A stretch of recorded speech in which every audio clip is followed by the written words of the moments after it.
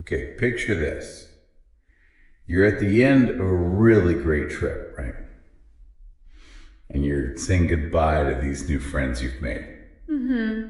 That bittersweet moment. Exactly. Happy about the memories, but, a bit sad it's over. So today we're going to zoom in on a specific farewell scenario, an Indonesian one. Yeah, we've got some notes here from an absolute beginner Indonesian lesson. And the idea is to really unpack a short goodbye conversation. Right. We want to get what's being said, sure, but also maybe the why behind it. Pick up some useful phrases, understand the cultural stuff. Absolutely. It's more than just learning lines. It's about feeling the rhythm of the goodbye in Indonesian, getting some real practical insight. Okay, let's dive in. The conversation starts with Edie. He says, Tuti Budi, terima kasih atas semua. Which means, Tuti Budi, thanks for everything. Straight away, that gratitude, thanks for everything. It feels quite encompassing. It really does. Starting like that, it kind of sets the tone, doesn't it? It highlights the whole experience they shared, not just like one specific favor. Yeah, good point. Okay, then Tuti replies, oh, saya akan rindu sama Mas Edie. Translation, oh, miss being with you, Eddie. Now, rindu, does it feel stronger than just miss? I think it often does, yeah. Rindu can carry the sense of longing, a deeper yearning maybe for someone's company. Okay. And the sama here in this informal chat, it works like a connector, miss being with you. It points to that connection they've made. Ah, interesting. And then Budi just chimes in with, saya juga. Me too. Simple, direct, shows they both feel the same way. Exactly. Reinforces that shared feeling. Edie was clearly appreciated. Okay, next. Edie says something probably a lot of us have felt. Mau kembali ke sini lagi kalau ada waktu dan uang lagi. Which is, I want to come back here again when I have time and money again. Yeah. The eternal traveler's wish, right? That hope to return. Totally. And it kind of softens the goodbye, doesn't it? It frames it as a see you later, maybe, not a final goodbye. With those very real conditions attached to time and money. The practicalities. Yeah. Then Tuti shifts it a bit. She says,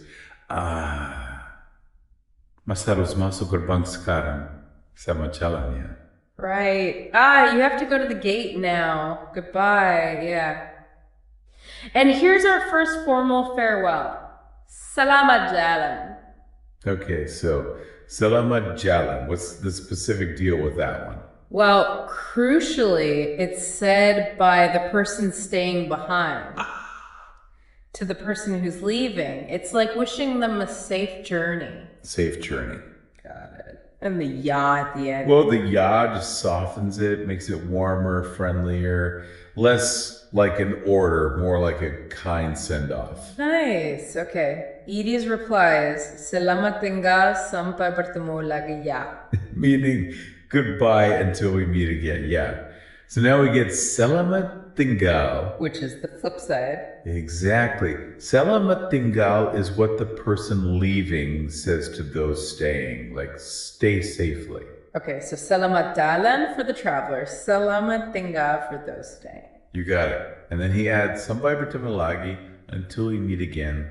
Optimistic. And that little ya again for friendliness. Yep. Adds that warmth. And Budi keeping it short and sweet. Yeah. Yeah. Just a simple, informal agreement. Fits his style. And Tuti finishes with da-da. Bye-bye. Super informal. It's interesting how it goes from, the more structured thanks and formal goodbyes down to just yeah and da-da pretty quickly. That shift is really telling, isn't it? It shows they've gotten comfortable with each other. They start a bit more formally. then relax as the actual parting happens. Makes sense. Okay, let's maybe break down some of that key vocabulary we just heard. Good idea. First up, waktu means time. The example sentence is tidak ada waktu. There isn't any time. Yep. Fundamental word. Then rindu, that verb to miss someone. Example, saya rindu sama Tuti. I miss being with Tuti. We talked about the depth of it. Can you use rindu even if you only knew someone briefly? You know, I think you can. If the connection was meaningful, even if short, it's more about the impact than the duration, maybe. Okay, that's helpful. Then kembali, to return. Example, saya akan kembali hari ini. I will come back today. Very useful for planning, definitely. Next is lagi, meaning, again, the example sentence is, jangan telepon saya lagi. Don't call me again. Useful in certain situations. Right. It just shows repetition. Could be good or bad repetition. Exactly. Oh, that's money. Example. Ada uang dalam amplop yang saya terima hari ini. There was money in the envelope I received today. Always relevant, especially for Edie wanting to kebab. He needs that uang lagi. Okay, then pintu, meaning door or gate. Example. Pria itu menutup pintu. The man is closing the door. Right. But Tuti used gerbang when she told Edie to go to the gate. Is gerbang different from pintu? Ah, good catch. Yes, there's a nuance. Pintu is more general, any door really. Gerbang often implies a more significant gate or entrance. Think like an airport gate, the main gate to a complex. So gerbang fits the airport context better. Exactly, makes it more specific. Got it. And finally, sampai, meaning until, example. Sampai jumpa lagi. Until we meet again. A classic hopeful farewell.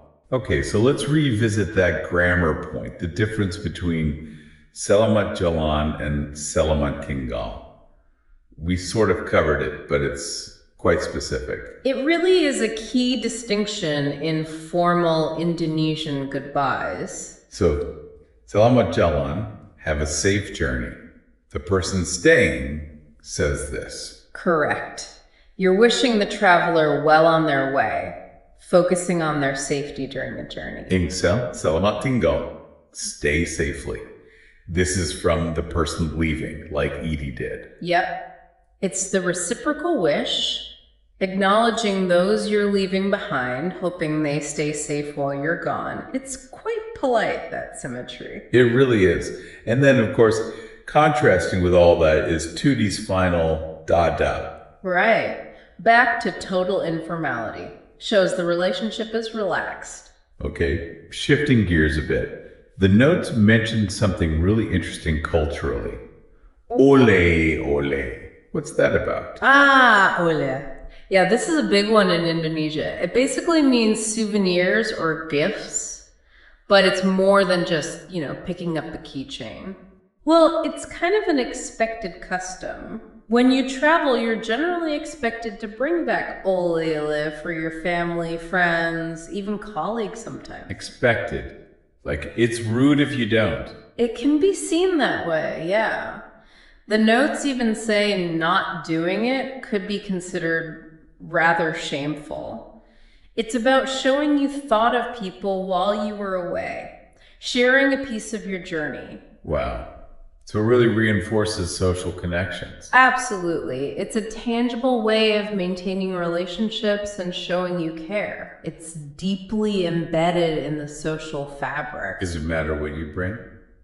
Or how long the trip was? Oh yeah, there's variation. A short trip might just be some local snacks. A trip abroad, maybe something more representative of that place.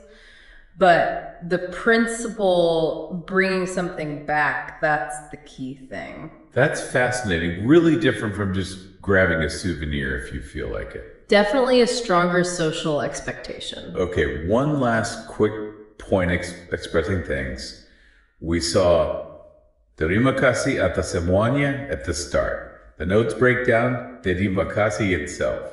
Right. Terima is to accept, and kasih relates to love or affection.